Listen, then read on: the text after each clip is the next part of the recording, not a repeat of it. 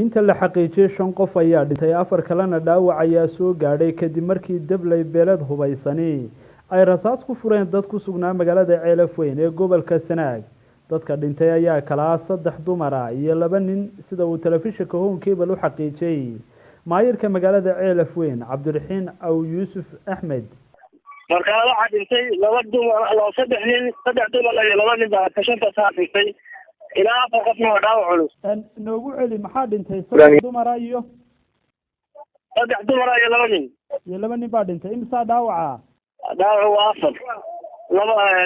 aad culus 2 nin baa culus marka ilaa hadda maxay xukuumaddu tallaabo qaaday aqoonta kale ciidamada meesha soo dhaxgaleen xabadii way joojiyeen kulli qodiyeen deegaanka soo qaadanay dabagalka kooda marka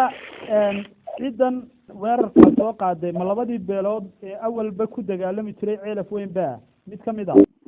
beel kamid ah Xasan Galeyd wararka Home Cable Hargeysa.